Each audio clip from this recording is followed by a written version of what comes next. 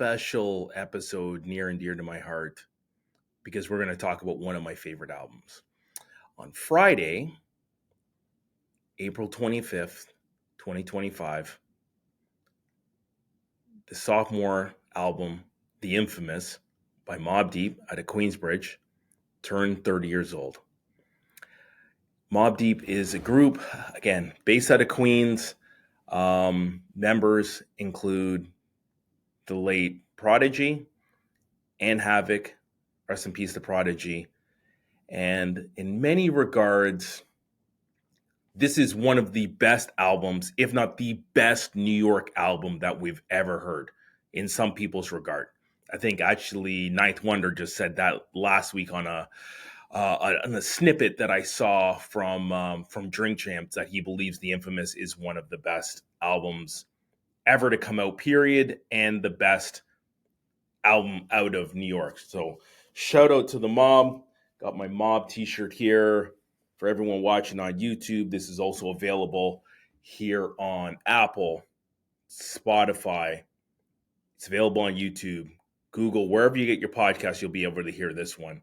So The Infamous is the sophomore album. The debut album was Juvenile Hell. And for those that know Mobb Deep, they had a couple tracks off the first album.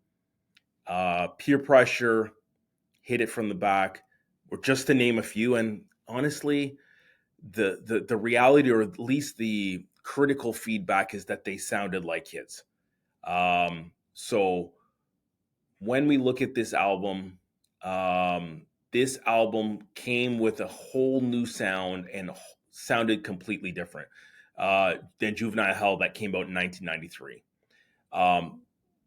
The album wasn't well received as we believed, or at least people thought Mobb Deep had potential. Premier was on it, Large Professor was on it, so they had the right people around them. But the album just didn't transcend in '93 like we thought it would. Ultimately we heard Protect Your Neck around the same time, and it just didn't take off. So the album was, not critically acclaimed like Mobb Deep had hoped for.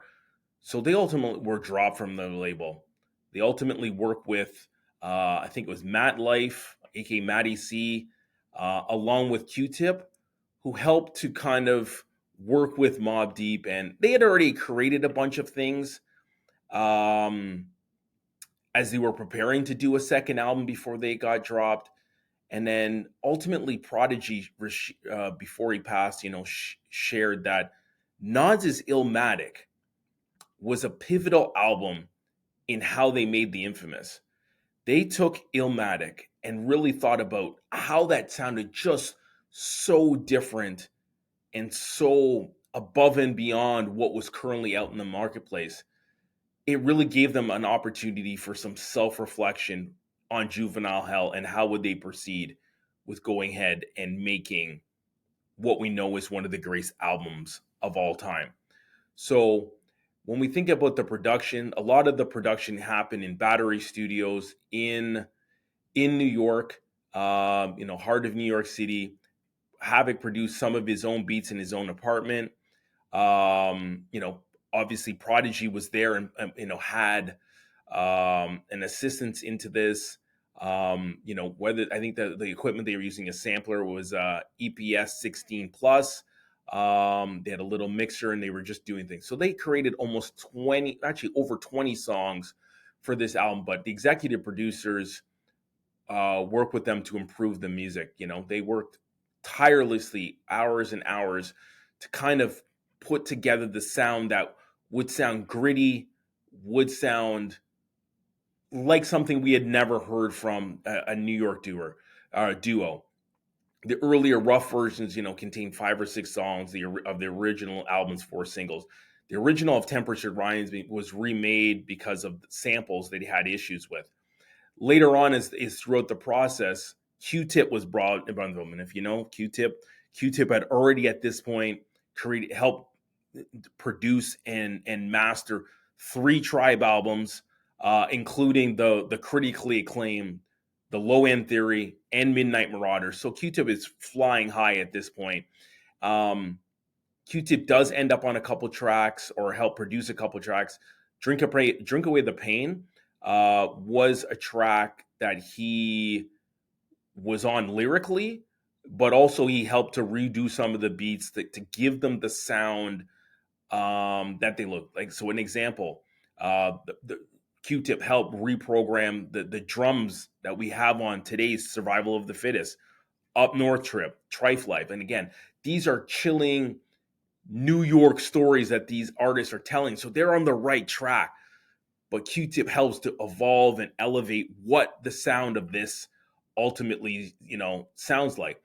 He encouraged Mobb Deep to make their mark and really make their sound darker, changing the major chords and minor samples to give it a darker feel.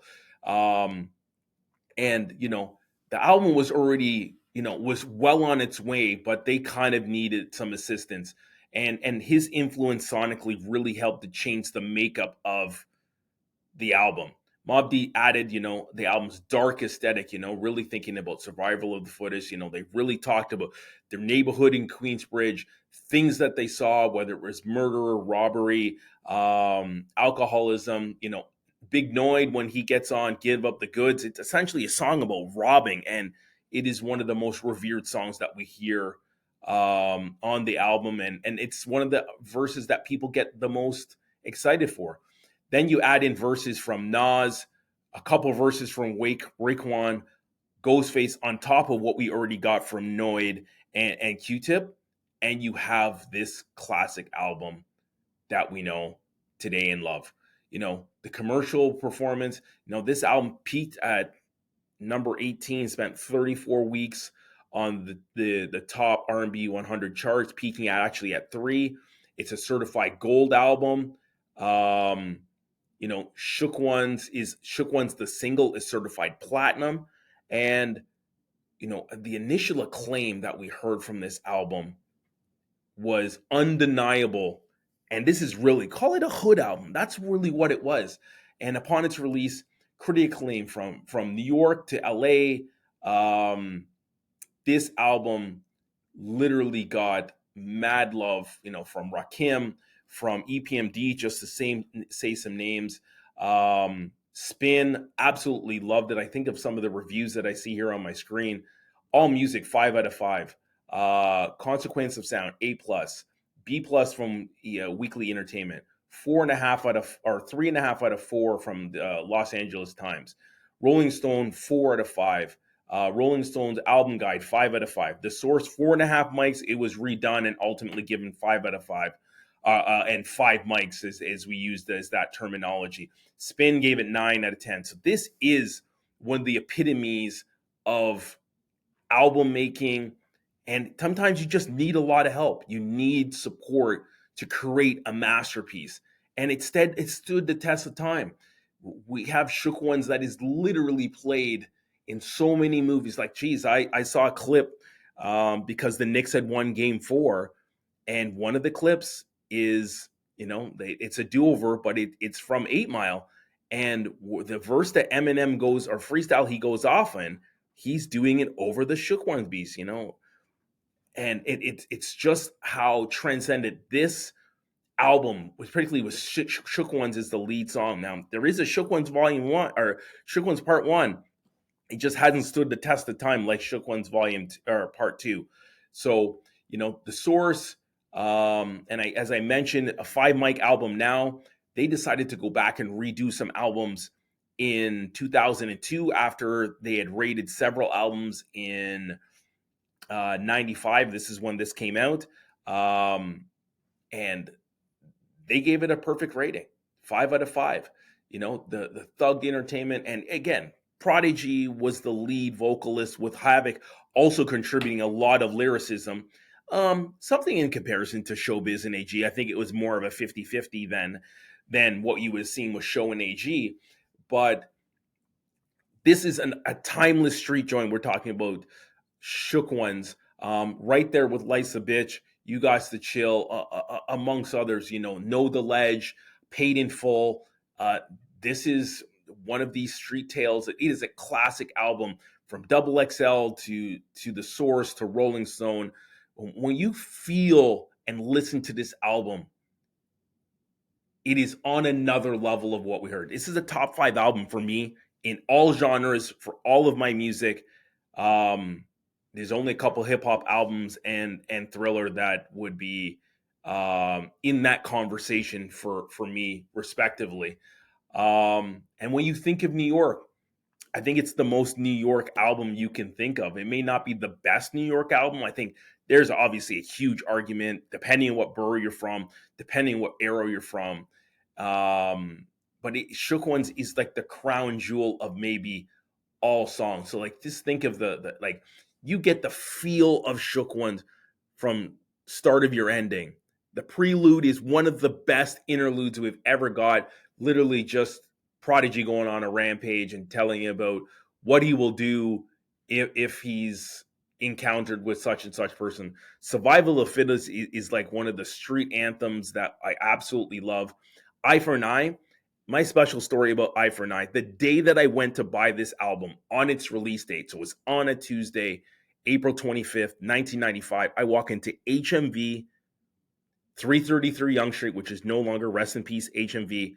I walk into the basement where they kept all of the urban music, and I come down the stairs, and I hear the beat for Eye for an Eye, and then I hear Mobb, and then I hear Nas, and I go, my God, they collaborated with Nas on this after, riding the coattails and riding high I have over the last year in listening to Illmatic. Before that, Live at the Barbecue and Back to the Grill Again. So I'm on a Nas high. Nas is now my new favorite MC, and Illmatic is my favorite album. To have Nas as a guest artist on this, and then put the cherry on the sundae, we get Raekwon as well, just on another level. Just a prelude is dope and a perfect fit as we transcend into Give Up the Goods. Temperature Rising. Now, there's a Temperature Rising remix that sounds different and, in my opinion, even better. Up North Triff and Trife Life, and it really goes into Trife Life Part 2 that we ultimately get on Hell on Earth, which is the third album. QB Hectic, and then right back at you we get with Raekwon and Ghostface along with Big Noid, and then bone-chilling feel of how we get the prelude for The Grave and then Cradle to the Grave. That is one of the most underrated and crazy beats we get. Then we get a totally different vibe when we get obviously we get it's a different vibe when we got Drink Away the Pain, but we're talking about Lost Ones. But then Q-Tip flips his whole verse and talks about brands, very similar to like Labels. I don't know if this was an inspiration to Labels that Jizza did, but Q-Tip totally flips it over this different beat. And then we call it the climax of the entire album. Shook Ones, and then the eye is stamped with Parties Over featuring Big Noise. So Big Noise on 3 track, 66 minutes in length, absolute classic. With the 21st anniversary one, we got Shook Ones, the original, The Money, which is one that hit the cutting room floor, and then Styles of the Infamous. Absolute, man. Like the credits are endless. The people that help work on this album. So Shot Free, Foul Pro, and the list goes on. And Tony Zeros. There's just a ton of people that were part of the art.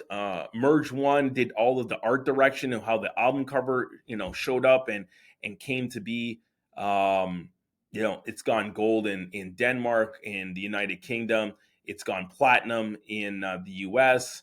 And then there's just so many feels about the album. Hip Connection says number 4 best album all time. We have about.com, number 4 best album of 95. I think it's the number 1 album or the number 2 album if you put that right ahead with Cuban Links. And in the conversation, obviously, in my opinion, is Liquid Swords. But that is kind of, in a nutshell, where we end up with this particular album. And I think when we think about Mobb Deep today, and it's not quite the same, obviously, with no Prodigy, but I am wearing a Mass Appeal hat. I could have been wearing a Knicks hat, have a Mets hat over there somewhere. But the reason I wear a Mass Appeal hat is the exciting news that Nas launched a couple weeks ago that he has signed Mobb Deep to his label, and we will get a Mobb Deep album this year. I don't know the logistics and how it will all come to be, but we have 7 projects coming from Nas and the Mass Appeal team. So we have a Big L album, we have a Slick Rick album, we have a Mobb Deep album, we have a Raekwon, a Ghostface, a De La Soul album, and the much anticipated for literally almost 20 years Nas and DJ Premier collaboration album. So it's going to be an exciting year in 2025, and I think we think about just this album and the impact that it made on me. It made me an instant Nas fan or an instant Mobb Deep fan, riding on the coattails of just Illmatic, and it's like, wow, Queensbridge is something. I already had heard Cool G Rap, Take Me Now to Mobb Deep. My gateway MC to hip hop in general was already LL, so was aware of Queensbridge and Farmers Boulevard and the different the hoods of Queens, but Queensbridge became a thing in 94, 95 for me. And, it's amazing. It's sad because I look at this shirt that I'm wearing, and it's 8 years. It's 8 years since Prodigy passed away. We suffered from sickle cell anemia, amongst other things. And the impact on me is still felt to this day of what happened with him. And all of a sudden, the people say he choked on an egg or there's a conspiracy, and I don't know. And I wasn't there. And a lot of people saying a lot of different things, but there is a void missing with Prodigy. And, it will be great. I don't know what verses they will bring together that he's recorded previously. And obviously these MCs like DMX and like Tupac and Biggie even before that, because he passed way earlier. There's a lot of verses out there. So how they will pull together an album that it sounds truly like a Mobb Deep album will be something special, much like we got the Tribe Called Quest album. Thank You for Service. We got it from here when we got a couple verses from Fife. It will be very interesting to hear what it sounds like and how we move forward. And I just think of these tracks like, geez, I looked at this article from OK Player, and shout out, this was kind of a little bit of the inspiration why I decided just to talk about the album. It's 30 years old. It's one of the best ever. Like Eye for an Eye sounds like it was a Rikers Island joint. I think it's one of the quotations that I read here. And there's just so many pieces. I think if I gave you my top 5 songs from this album, Shook Ones, Survival of the Fittest, Give Up the Goods, that would be 3. Temperature Rising is 4. And I probably would tell you a toss-up between Drink Away the Pain and the sound of Up North Trip. And I do love Trife Life. I actually love Trife Life 2 better, but it's called More Trife Life, that the one that's on Hell on Earth. But Up North Trip, it just sounds like the chord that is played on this album, on this particular track, is wild to me. And they ride that beat. So special album. Much love to Mobb. We out. Can't wait for the new album. Can't wait. 2025 is going to be an amazing year. Salute to Mobb Deep. 30 years. Prodigy. Havoc. Big Noid. Thank you, Q-Tip, for coming through and help mastering this album. Large Pro, I know you love the Queensbridge Cats. I know you probably had a hand in guidance, and you helped create the masterpiece, as we know, along with Pete Rock, LES, and Primo in Illmatic. So how you've actually helped transcend what has happened now in Queensbridge is something special. Salute to all of the generals, because you made a classic in the infamous. Sneaks Rhymes Life. We out.